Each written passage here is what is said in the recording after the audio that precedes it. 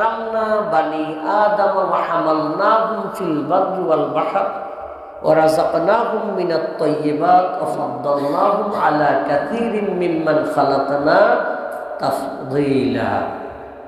আল্লাহ তাআলা বলছেন, আর আমি আদম সন্তানকে সম্মানিত করেছি। আদম সন্তানকে ওয়া হামালনাহুম ফিল বাররি ওয়াল বাহর, আমি তাদেরকে জলে এবং স্থলে চলার মতো বাহনের ব্যবস্থা করে দিয়েছি। ওয়া রাযাকনাহুম মিনাত তাইয়্যিবাত, এবং তাদের জন্য পবিত্র রিজিকের ব্যবস্থা করেছি।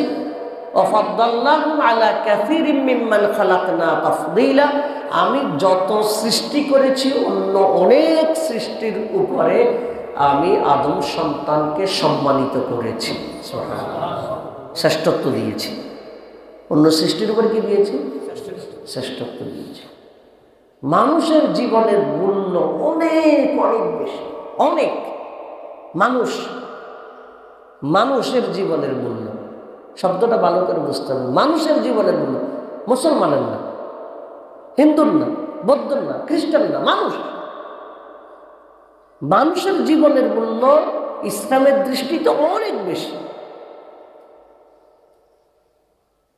কিন্তু সেটার প্র্যাকটিস আমরা কতটুকু দেখি? আল্লাহ রাসূল সাল্লাল্লাহু আলাইহি ওয়াসাল্লাম বলেছেন, লা যাওয়ালুদ দুনিয়া আহওয়ানু ইনদাল্লাহি মিন কাতলি রাজুলিন মুসলিম। একজন মুসলমান ব্যক্তি অন্যায়ভাবে হত্যা হওয়ার চেয়ে আল্লাহ তাআলার কাছে গোটা পৃথিবীটা ধ্বংস হওয়া আরো সহজ। আল্লাহু আকবার। গোটা পৃথিবীর মধ্যে কি কাবা নাই? গোটা পৃথিবীর মধ্যে কি মসজিদে হারাম নাই? গোটা পৃথিবীর মধ্যে কি মসজিদে নববী নাই? সুবহানাল্লাহ। লা যাওয়ালুদ দুনিয়া, গোটা পৃথিবীটা যদি শেষ হয়ে যায়, ধ্বংস হয়ে যায়, এটা আল্লাহ তাআলার কাছে সহজ। একজন নিরপরাধ মানুষ মৃত্যুর চাইতে। সুবহানাল্লাহ। পৃথিবীর কোন জীবন দর্শন, পৃথিবীর কোন ফিলোসফি, পৃথিবীর কোন আইডিওলজি এই ঘোষণা দেয়? বরং পৃথিবীর জীবন দর্শনগুলোতে আমরা দেখি দুনিয়ার মানে আমেরিকার একটা কুকুর মারা গেলে যেই পরিমাণ হইচই হয়, শত শত মুসলমান মারা গেল সেই পরিমাণ হইচই হয় না। কথা বুঝে আসছে কিনা? কিন্তু ইসলাম কি বলে? মানুষের জীবনের মূল্য, মানুষের জীবনের মূল্য। মুসলিমের নাকি মানুষের? কথা বলে, মুসলিমের নাকি মানুষের? মানুষের। এর চাইতে বড় মানবাধিকার আর কি আছে? আল্লাহ রাব্বুল আলামিন পবিত্র কোরআনের 5 নম্বর সূরা মায়েদার 32 নম্বর আয়াতে বলেছেন, মান কাতালা নাফসান বিগাইরি নাফসিন আও ফাসাদিন ফিল আরদি ফাকাআন্নামা কাতালান নাসা জামিআ। যেই ব্যক্তি অন্যায়ভাবে কোনো প্রাণকে হত্যা করবে, সেখানেও মুসলিমের কথা আল্লাহ তাআলা বলেননি, হিন্দুর কথা বলেননি। মান কাতালা নাফসান, যেই ব্যক্তি কোনো প্রাণ হত্যা করবে, বিগাইরি নাফসিন, কোনো অন্য প্রাণের, সে কোনো হত্যাকাণ্ড ঘটেনি, এমনি একটা শান্তিপ্রিয় মানুষকে যদি কেউ এরকম হত্যা করে, ফাকাআন্নামা কাতালান নাসা জামিআ, মনে হয় যেন সে গোটা পৃথিবীর সব মানুষকে হত্যা করে ফেলেছে। একজন মানুষকে যদি অন্যায়ভাবে মারা হয়। ওমান আহইয়াহা, আল্লাহ তাআলা বলেন, আর যেই ব্যক্তি একটা মানুষের জীবন বাঁচানোর জন্য চেষ্টা করলো, মনে হয় যেন সে তাম পৃথিবীর সকল মানুষকে বাঁচিয়ে দিল। সুবহানাল্লাহ। قال الله تعالى في كلامه المجيد ولقد كذبنا بني آدم وحملناهم في البر والبحر ورزقناهم من الطيبات وفضلناهم على كثير ممن خلقنا تفضيلا. قال رسول الله صلى الله عليه وسلم فإن دماءكم وأموالكم وأعراضكم عليكم حرام كحرمة يوم هذا في شهر هذا وفي بلد هذا أو كما قال عليه الصلاة والسلام. وقال رسول الله صلى الله عليه وسلم لزوال الدنيا أهون عند الله من قتل رجل مسلم أو كما قال عليه الصلاة والسلام. সম্মানিত মুসল্লিবৃন্দ, আমি আপনাদের সামনে পবিত্র কোরআনের 17 নম্বর সূরা বনী ইসরাঈলের 70 নম্বর আয়াত তেলাওয়াত করেছি। রাসূল করিম সাল্লাল্লাহু আলাইহি ওয়াসাল্লামের অগণিত হাদিস থেকে দুটি হাদিস আপনাদের সামনে পাঠ করে শুনিয়েছি। যে আয়াতগুলো আমরা শুনলাম, যে হাদিস আমরা শুনলাম, তার আলোকে ইসলামের দৃষ্টিতে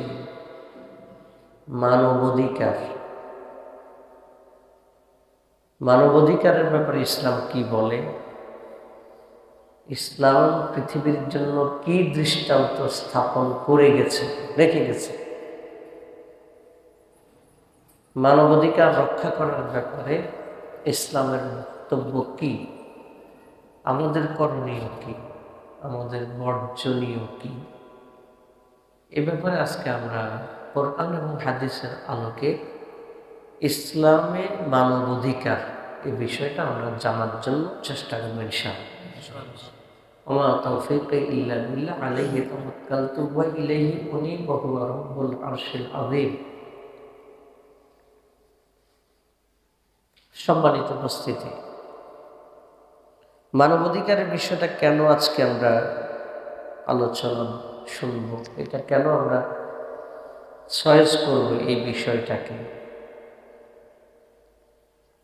আন্তর্জাতিকভাবে বিশ্বে একটা দিবস পালিত হয় 10ই ডিসেম্বর, আন্তর্জাতিক মানবাধিকার দিবস, মানবাধিকার আন্তর্জাতিক। সেই দিবস, এরকম নানান দিবস পালিত হয়।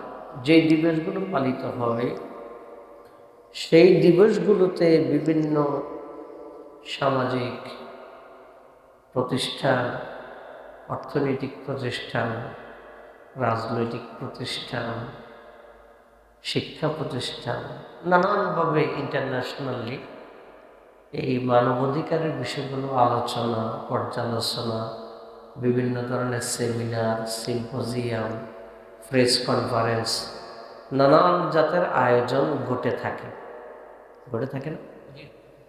সেখানে সবাই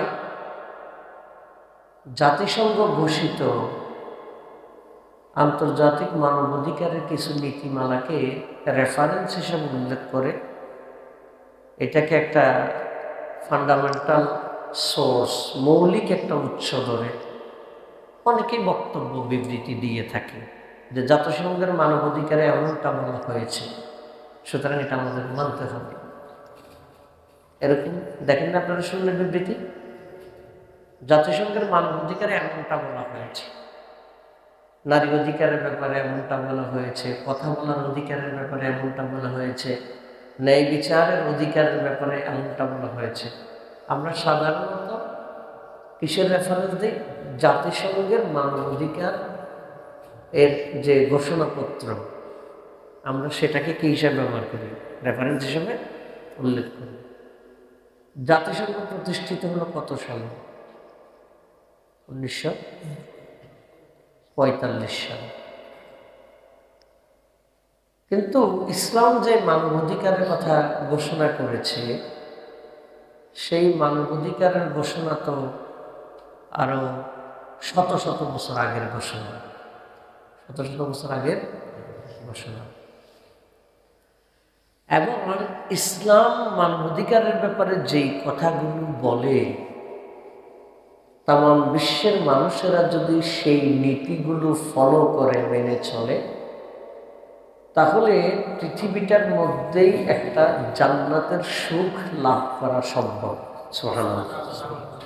এতটা বেশি শান্তি, নিরাপত্তা প্রতিষ্ঠিত হবে যদি ইসলাম যেগুলো বলেছে আমরা এগুলো মেনে চলি।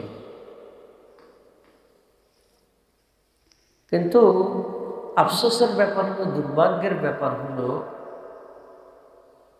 মুসলিম হিসাবে আমরা অনেকেই সেই ইসলামের ঘোষিত নীতিগুলো জানি না। যতটুকু আমরা জানি ততটুকু আমরা মানার জন্য প্র্যাকটিসও করি না। এবং অনেক ক্ষেত্রে দেখা যায় অনেক অমুসলিমরা মানবাধিকারের নীতিগুলো যতটা মেনে চলে, আমরা মুসলমান হওয়ার পরেও আমরা সেগুলো অনেক ক্ষেত্রে মেনে চলি না। এই যে না মানাটা মুসলিম হিসাবে, এটা কি আমাদের জন্য গৌরবের নাকি লজ্জা?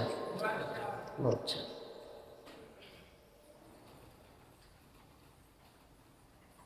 একজন পর্যটক, তিনি দেশ বিদেশে ভ্রমণ করে তিনি একটা তার মন্তব্য পেশ করেছেন। তিনি বলেছেন, পশ্চিমা বিশ্বগুলোতে গিয়ে আমি ইসলামের অনেক আচরণ পেয়েছি, কিন্তু তেমন কোনো মুসলমান পাইনি। ইসলামের অনেক আচরণ পেয়েছি, অর্থাৎ ইসলাম যেই কথাগুলো বলে এরকম অনেক কিছুর প্র্যাকটিস তাদের মাঝে পেয়েছি, তবে তেমন কোনো মুসলমান পাইনি, তেমন কোনো মুসলমান পাইনি।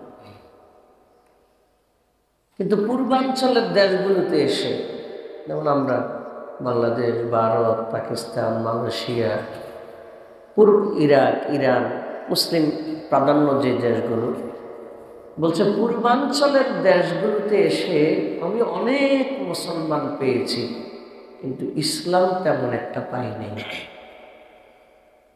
কথাটা কি বুঝতে পেরেছেন? মানে তেমন একটা ইসলামের প্র্যাকটিস পাইনি, কিন্তু মুসলমান পেয়েছি লাখে লাখে। আর পশ্চিমা বিশ্বগুলোতে মুসলমানের সংখ্যা কম, কিন্তু তাদের মাঝে কি পেয়েছি? ইসলাম যে নীতিগুলোর কথা বলে এই প্র্যাকটিসগুলো পেয়েছি।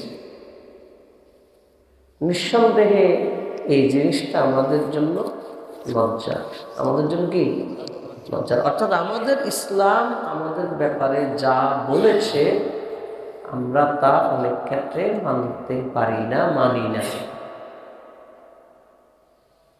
আপনি দেখবেন পশ্চিমা বিশ্বের বা আধুনিক বিশ্ব যেগুলোকে ধরা হয় সেখানেও অসঙ্গতি আছে, কিন্তু তাদের মৌলিক কিছু কাজ খুবই পজিটিভ। তাদের মধ্যে দেখবেন সহজেই কেউ মিথ্যা কথা বলে না, অমুসলিম হলেও মিথ্যা বলে না। আমরা মিথ্যা বলি কিনা? গাণিতিক হারে না জ্যামিতিক হারে? গাণিতিক আর জ্যামিতিক বুঝেন? গাণিতিক মানে হলো 1 2 3 4 5 6 7 8, এটা হলো গাণিতিক। আর জ্যামিতিক হার হলো 1 2 4 8 16 32 64 128 256, এটা হলো জ্যামিতিক হারে। কি হারে? জ্যামিতিক হারে। এখন আমরা যে মিথ্যা কথা বলি এটা কি গাণিতিক হারে না জ্যামিতিক হারে? আমাদের মিথ্যা বলার গতি অনেক বেশি মুসলমান হওয়ার পর। অনেক অমুসলিম আছে, তাদের ব্যাপারে যখন কোনো দায়িত্বপ্রাপ্ত সরকারি বিভিন্ন কর্মকর্তাদের ব্যাপারে যখন কোনো অভিযোগ উঠে, আত্মসাৎ করেছে, দুর্নীতি করেছে, অন্যায় করেছে, আইন লঙ্ঘন করেছে, এরকম যখন অভিযোগ উঠে তারা লজ্জায় পদত্যাগ করে, লজ্জায় পদত্যাগ করে। আর আমার দেশের সিস্টেম, কেউ যদি একটা পদ পেতে পারে সহজেই আসে ছাড়তে রাজি না। মানুষ এটা মজা করে বলে যে মানির মান জুতা দিয়ে পিটাইলেও যায় না, বলে না কেন? তাহলে ইসলাম আমাদেরকে সমৃদ্ধ করেছে, ইসলাম আমাদের মর্যাদাকে উন্নত করেছে, কিন্তু আমরা সেই মর্যাদার হক রক্ষা করতে পারি না। এটা আমাদের দুর্বলতা। তো আন্তর্জাতিক মানবাধিকার যে কথাগুলো বলে আমরা সেদিকে যাব না।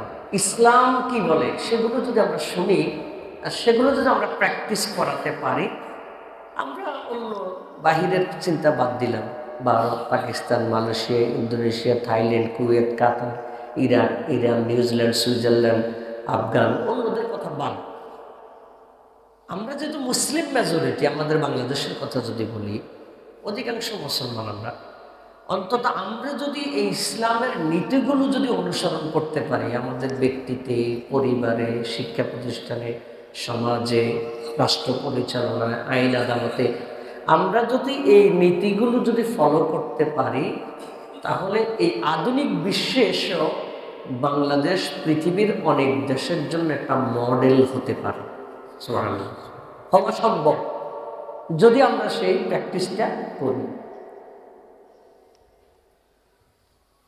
আল্লাহ তাআলা বলছেন 17 নম্বর সূরা বানী ইসরাঈল আয়াত নম্বর 70, ওয়ালাকাদ কাররামনা বানী আদম ওয়া হামালনাহুম ফিল বাররি ওয়াল বাহর ওয়া রাযাকনাহুম মিনাত তাইয়্যিবাত ওয়া ফাদ্দালনাহুম আলা কাসীরিন মিম্মান খালাকনা তাফদীলা। আল্লাহ তাআলা বলছেন, আর আমি আদম সন্তানকে সম্মানিত করেছি। আদম সন্তানকে ওয়া হামালনাহুম ফিল বাররি ওয়াল বাহর, আমি তাদেরকে জলে এবং স্থলে চলার মতো বাহনের ব্যবস্থা করে দিয়েছি। ওয়া রাযাকনাহুম মিনাত তাইয়্যিবাত, এবং তাদের জন্য পবিত্র রিজিকের ব্যবস্থা করেছি। ওয়া ফাদ্দালনাহুম আলা কাসীরিন মিম্মান খালাকনা তাফদীলা, আমি যত সৃষ্টি করেছি অন্য অনেক সৃষ্টির উপরে আমি আদম সন্তানকে সম্মানিত করেছি, শ্রেষ্ঠত্ব দিয়েছি। অন্য সৃষ্টির উপরে কি দিয়েছি? শ্রেষ্ঠত্ব দিয়েছি। মানুষের জীবনের মূল্য অনেক অনেক বেশি, অনেক। মানুষের জীবনের মূল্য, শব্দটা ভালো করে বুঝতে হবে। মানুষের জীবনের মূল্য, মুসলমানের না, হিন্দুর না, বৌদ্ধর না, খ্রিস্টান না, মানুষের জীবনের মূল্য ইসলামের দৃষ্টিতে অনেক বেশি। কিন্তু সেটার প্র্যাকটিস আমরা কতটুকু দেখি? আল্লাহ রাসূল সাল্লাল্লাহু আলাইহি ওয়াসাল্লাম বলেন, লাযাওয়ালুদ দুনিয়া আহওয়ানু ইনদাল্লাহি মিন কাতলি রাজুলিন মুসলিম, একজন মুসলমান ব্যক্তি অন্যায়ভাবে হত্যা হওয়ার চেয়ে আল্লাহ তাআলার কাছে গোটা পৃথিবীটা ধ্বংস হওয়া আরো সহজ। আল্লাহু আকবার। গোটা পৃথিবীর মধ্যে কি কাবা নাই? গোটা পৃথিবীর মধ্যে কি মসজিদে হারাম নাই? গোটা পৃথিবীর মধ্যে কি মসজিদে নববী নাই? সুবহানাল্লাহ। লাযাওয়ালুদ দুনিয়া, গোটা পৃথিবীটা যদি শেষ হয়ে যায়, ধ্বংস হয়ে যায়, এটা আল্লাহ তাআলার কাছে সহজ একজন নিরপরাধ মানুষ মৃত্যুর চাইতে। সুবহানাল্লাহ। পৃথিবীর কোন জীবন দর্শন, পৃথিবীর কোন ফিলোসফি, পৃথিবীর কোন আইডিওলজি এই ঘোষণা দেয়? বরং পৃথিবীর জীবন দর্শনগুলোতে আমরা দেখি দুনিয়ার মানে আমেরিকার একটা কুকুর মারা গেলে যেই পরিমাণ হইচই হয়, শত শত মুসলমান মারা গেল সেই পরিমাণ হইচই হয় না। কথা বুঝে আসছে কিনা? কিন্তু ইসলাম কি বলে? মানুষের জীবনের মূল্য, মানুষের জীবনের মূল্য। মুসলিমের নাকি মানুষের? কথা বলে, মুসলিমের নাকি মানুষের? মানুষের। এর চাইতে বড় মানবাধিকার আর কি আছে?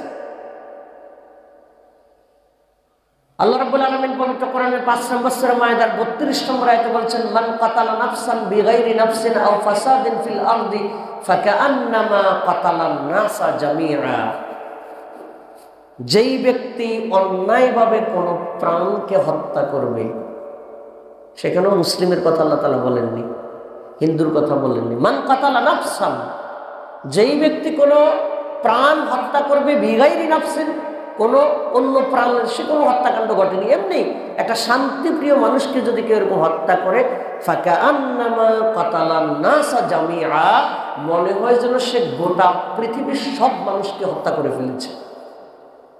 একজন মানুষকে যদি অন্যায়ভাবে মারা হয়। ওমান আহইয়াহা, আল্লাহ তাআলা বলেন, আর যেই ব্যক্তি একটা মানুষের জীবন বাঁচানোর জন্য চেষ্টা করলো, মনে হয় যেন সে তামাম পৃথিবীর সকল মানুষকে বাঁচিয়ে দিল। সুবহানাল্লাহ। কি মানবাধিকারের কথা, কি মানবাধিকারের কথা! আমরা আমাদের বাংলাদেশেও দেখি, মারার পরে লাশকে আবার ক্ষতবিক্ষত করা হয়, করা হয় না? ক্ষতবিক্ষত করা। যশোরে একটা ছেলে ইন্টারমিডিয়েটে পড়তো, মনে হয় সোহান নাকি কি নাম, সোহান। এই ছেলেটারে মেরে ফেলছে, মেরে ফেলার পরে মারার পরে তার চোখ তুলছে, মারার পরে, মারার আগে না। তো মাকে দেখে বলছে যে আমার ছেলেকে তো মেরেই ফেললাম, তো চোখ তোলার তো দরকার ছিল না। যে এই কাজ করেছে সে নিজেকে মুসলমান পরিচয় দেয়, অথচ এমন আচরণ একজন অমুসলিমের সাথে করা, একজন কাফেরের সাথে যুদ্ধের ময়দানে একজন কাফেরের অঙ্গহানি করাটাও হারাম মৃত্যুর পরে। এটাকে বলা হয় মুসলা। অঙ্গকে ক্ষতবিক্ষত করা, মরে গেছে তো মরে গেছে, আবার তার হাত কাটতেছে, আবার তার পা কাটতেছে, আবার তার চোখ খুলে বলতেছে, এটা কাফেরের লাশকে পর্যন্ত এমনটা করা হারাম। এটা ইসলাম নিষেধ করেছে। আমরা কিভাবে আমরা কিভাবে নিজেদের মুখ দিয়ে আমরা মানবাধিকারের কথাগুলো বলি? এই কথাগুলো তো আমি পরিষ্কারভাবে বলি, ইসলাম যারা পালন করে মানবাধিকারের কথা যদি বলতে চায়, এটা তাদের মুখে সবচেয়ে ভালো মানায়, এটা তাদের মুখে সবচেয়ে ভালো মানায়। অন্যদের মুখেও মানায়, তবে কম। মানবাধিকার কর্মী, নারী উন্নয়ন কর্মী, সমাজকর্মী, কত কর্মী আছে।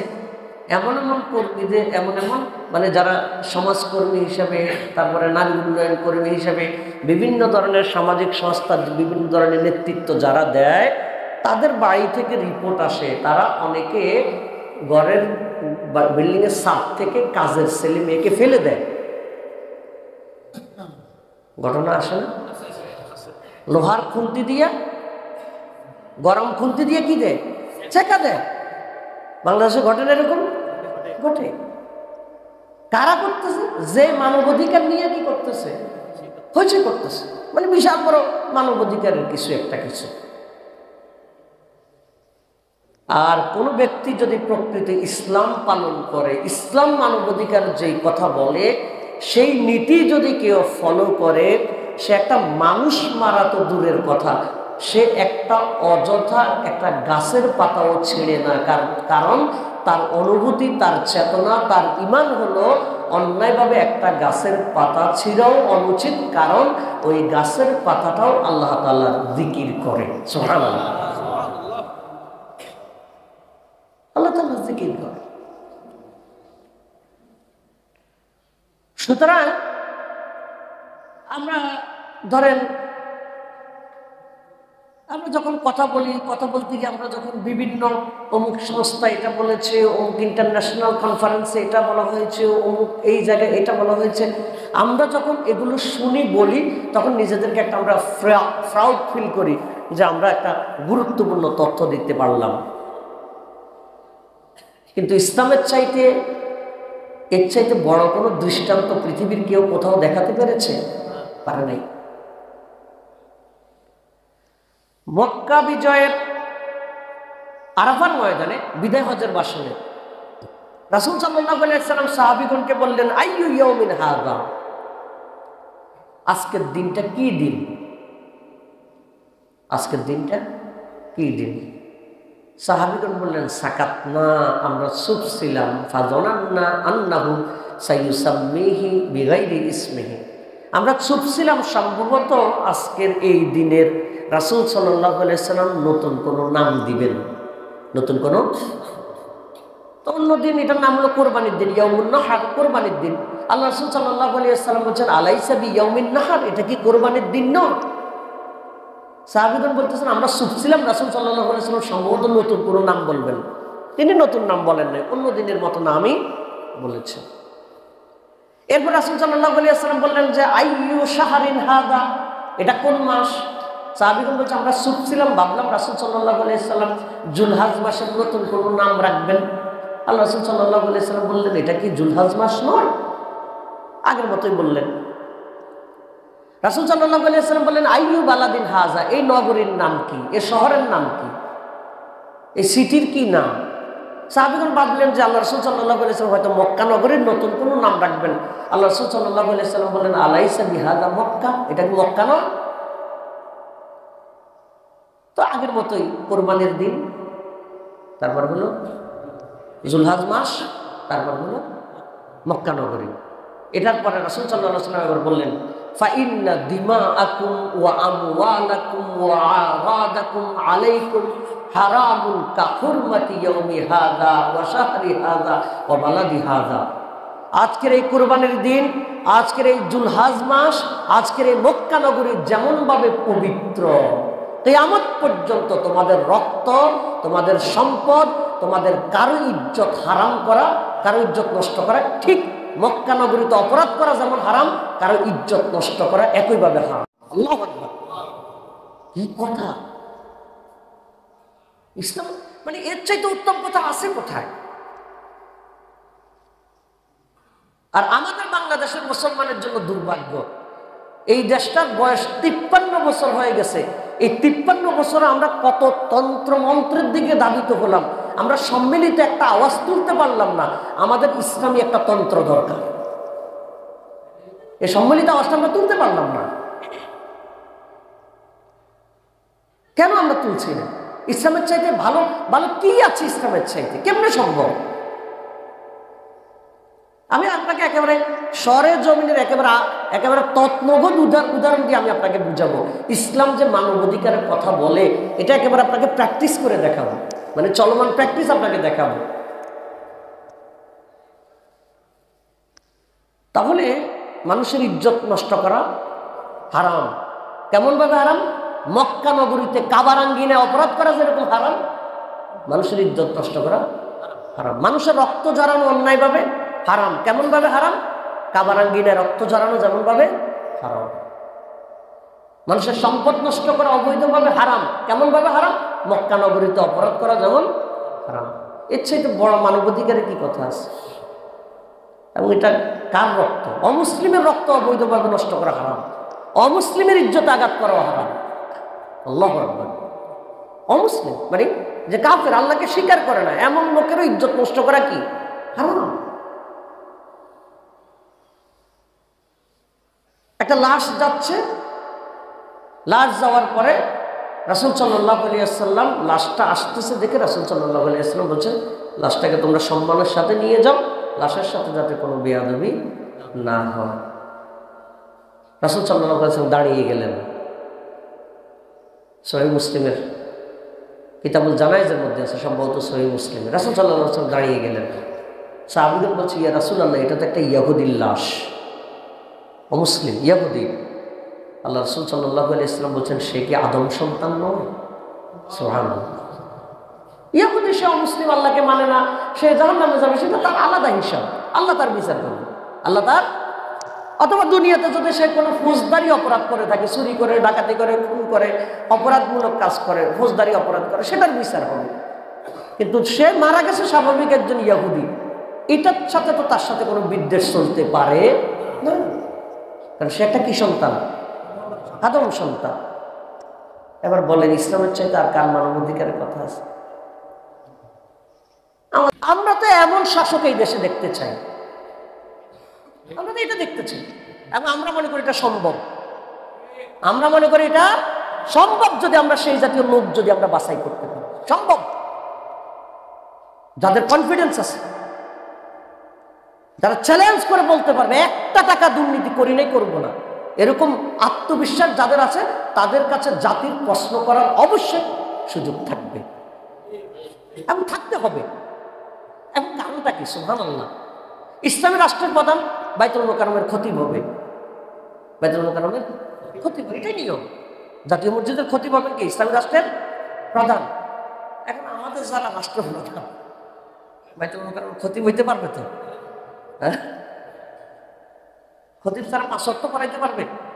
জোহর আসর হয়তো একটু পারতে পারে না, জোহর আসর তো সুবে আসতে, তো সুবে সুবে তো জোহর আসর হয়তো পারলেও পারতে পারে, কিন্তু মাগরিব এশা জোহর ফজর আর জুমা পড়ানোর তো 53 বছরে একজনও ছিল না, এখনো না। রাগ করেন না, 2 জন তো এমন ছিল, এরা তো মসজিদে যাওয়ার অনুমতি হলে, বুঝেন নাই? কয়েকজন তো পুরুষ ছিল, 2 জন কি ছিল? মহিলা। ওদের মসজিদে ইমামতির অনুমতি আছে? অনুমতি হতো না। তাহলে ইসলাম কথা বলার অধিকার দিয়েছে, ইসলাম ন্যায় বিচারের অধিকার দিয়েছে। কিসের অধিকার? ন্যায় বিচারের অধিকার। আল্লাহু আকবার। ইসলাম মানব অধিকার। সুবহানাল্লাহ। আমর ইবনুল আস রাদিয়াল্লাহু তাআলা গভর্নর ছিলেন, গভর্নর। এক এলাকায় ওনার ছেলে ওই এলাকার কার সাথে জানি একটা প্রতিযোগিতা করেছে, ঘোড়া দৌড় প্রতিযোগিতা অথবা খেলাধুলা, কুস্তি, এরকম প্রতিযোগিতা করেছে। গভর্নরের ছেলে হেরে গেছে, হেরে যাওয়াতে ইজ্জত লাগছে, লাগার পরে সাধারণ একজন নাগরিকের মারছে ভালো করে শর্ট। আমি গভর্নরের ছেলে, আমার ইজ্জতে আঘাত লাগছে। সাধারণ লোক বিচার দিচ্ছে ওমর রাদিয়াল্লাহু তাআলার কাছে। ওমর রাদিয়াল্লাহু তাআলা খলিফাতুল মুসলিমিন, আর উনি হলো আমর ইবনুল আস গভর্নর। গভর্নরের ছেলে, ওই যে বাপের গরম আর কি, কার গরম? বাপের বাপ আমার গভর্নর, বাপ আমার। ওমর রাদিয়াল্লাহু তাআলার কাছে বিচার আসার পরে ছেলের জিজ্ঞাসা করার আগে ওমর রাদিয়াল্লাহু তাআলা আমর ইবনুল আসকে জিজ্ঞাসা করছেন, মাতা ইস্তাআবাতুমুন নাস ওয়াকাদ ওয়ালাদাতুহুম উম্মুহুম আহরারা, কবে থেকে মানুষের দাস বানানো শুরু করছো? তাদের মায়েরা তো তাদের সন্তানদেরকে দাস জন্ম দেয় নাই, স্বাধীন জন্ম দিয়েছে। তাদের মায়েরা তো তাদের সন্তানকে হারারা স্বাধীনভাবে জন্ম দিয়েছে। কবে থেকে মানুষের গোলাম বানানো শুরু করলাম গভর্নর হয়ে? তোমার ছেলে মানুষের উপর গরম দেখায়। ওমর রাদিয়াল্লাহু তাআলা বলতেছেন, তোমার কয়টা লাগাইছে ধাক্কা? 2টা 3টা দাও। এখন গভর্নরের সামনে, আমার সামনে গভর্নরের ছেলের 2টা লাগাও।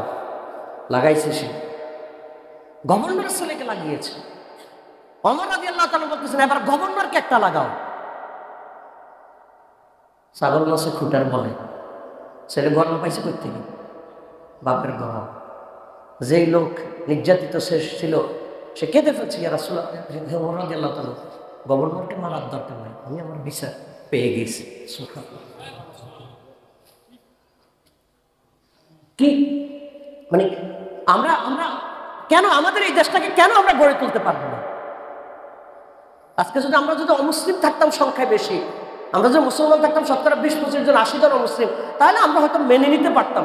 এত মুসলমান থাকার পরে কেন আমরা এই মদিনার যে সমাজ, সেই সমাজের একটা দৃষ্টান্ত কেন আমরা দেখাইতে পারলাম না?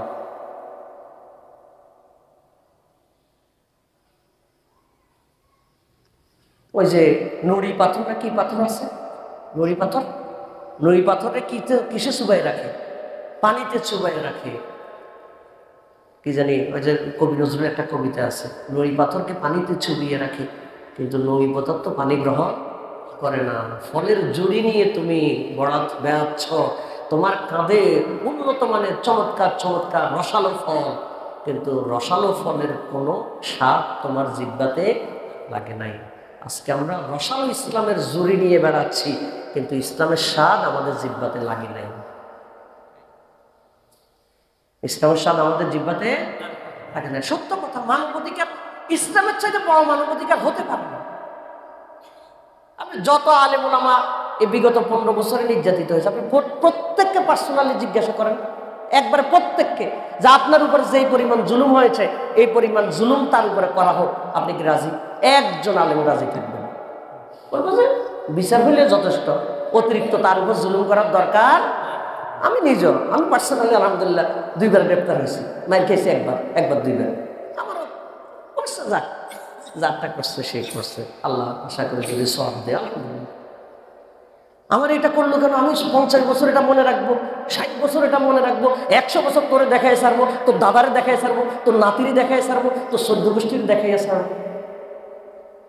ইসলামে শিক্ষা দেয় না, ইসলামের শিক্ষা দেয় না। তাহলে ইসলাম আমাদেরকে কথা বলার অধিকার দেয়, ন্যায় বিচারের অধিকার দেয়, ন্যায় বিচারের অধিকার দেয়, সকল কিছু।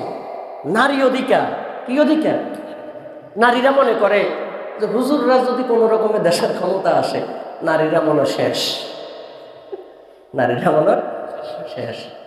আল্লাহু আকবার। এই আফগানিস্তান বেশি দূরে না, আফগানিস্তান মাত্র 2-3 বছর আগের ঘটনা। আফগানিস্তানে যত নারীরা চাকরি করত, তালিবানরা যখন আবার 2021 সালে ক্ষমতা আসলো, প্রত্যেক নারীদেরকে বলছে আপনাদের আর চাকরি করা লাগবে না, চাকরি করা লাগবে না। ওরা বলতেছে আমরা চলবো কিভাবে? বলছে এটাই তো আপনাদের সুবিধা, আপনারা ঘরে বসে থাকবেন, বেতন আমরা দিব। সুবহানাল্লাহ, বেতন দিচ্ছে।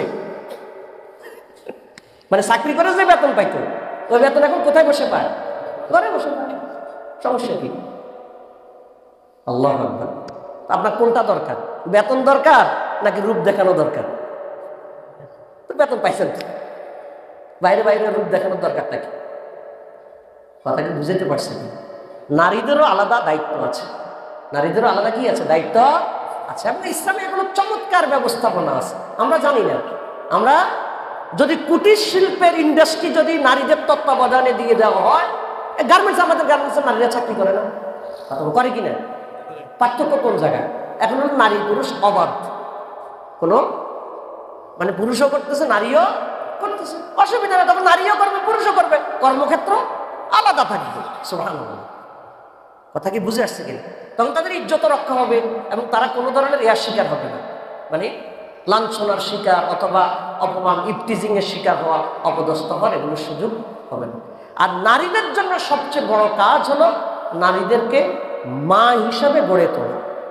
মা হিসাবে, আপনারা বলবেন তো নারী তো এমনিই মা, এমনি মা এক জিনিস, আর মা হিসাবে গড়ে তোলা আরেক জিনিস। মা যদি মায়ের মতো হয়, মায়ের গর্ভ থেকে আবু হানিফার জন্ম হবে। মা যদি মায়ের মতো হয়, মায়ের গর্ভ থেকে ইবনে তাইমিয়ার জন্ম হবে। মা যদি মায়ের মতো হয়, তাহলে মায়ের গর্ভ থেকে সালাউদ্দিন আইয়ুবী জন্ম হবে। আসুন আমরা ইসলামের মানবাধিকার বোঝার জন্য চেষ্টা করি। আমরা কখনো কারো অধিকারে অন্যায়ভাবে হস্তক্ষেপ করব না। রাজি আছি ইনশাআল্লাহ? অমুসলিমদের ব্যাপারে এটা বলতেই হয়। আল্লাহ রাসূল সাল্লাল্লাহু আলাইহি ওয়াসাল্লাম বলেছেন, আমার কোনো মুসলমান উম্মত অন্যায়ভাবে যদি কোনো অমুসলিমের উপরে জুলুম করে, কিয়ামতের দিন আমি বিশ্বনবী সেই মুসলমানের বিরুদ্ধে অমুসলিমের পক্ষ হয়ে আল্লাহর দরবারে মামলা করব। আল্লাহু আকবার। রাসূল সাল্লাল্লাহু আলাইহি ওয়াসাল্লাম হবেন বাদী। কার পক্ষে? অমুসলিমের পক্ষে। কার বিপক্ষে? হে কি মুসলমান নাকি নামদারি মুসলমান? নামদারি মুসলমান। কারণ মুসলমান হলে তো কোনো অমুসলিমের উপরে সে জুলুম করার কথা না। আমরা একটু লেখাপড়া করার জন্য চেষ্টা করি, বই আছে, ইসলামী মানবাধিকার বই আছে, পড়বেন পড়বেন। 150 পৃষ্ঠার বই, 200 পৃষ্ঠার বই পড়বেন, আপনি দেখবেন যে 200 পৃষ্ঠার বই পড়তে গিয়ে আপনি 50 বার কাঁদবেন ইসলাম কি দেখিয়েছে। কিন্তু ওই যে আমরা ফলের জুড়ি নিয়ে বের হলাম, কিন্তু ফলের রস আমাদের মুখে স্বাদ আমরা নিতে পারি না। আল্লাহ তাআলা আমাদের সবাইকে ইসলামের চমৎকার মানবাধিকার বুঝার এবং সেটা আমাদের দেশে প্রতিষ্ঠিত করার তৌফিক দান করুন। আল্লাহুম্মা আমিন। সুবহানাকাল্লাহুম্মা বিহামদিকা আশহাদু আল্লা ইলাহা ইল্লা আনতা আস্তাগফিরুকা ওয়া আতুবু ইলাইক। আসসালামু আলাইকুম ওয়া রাহমাতুল্লাহি ওয়া বারাকাতুহু।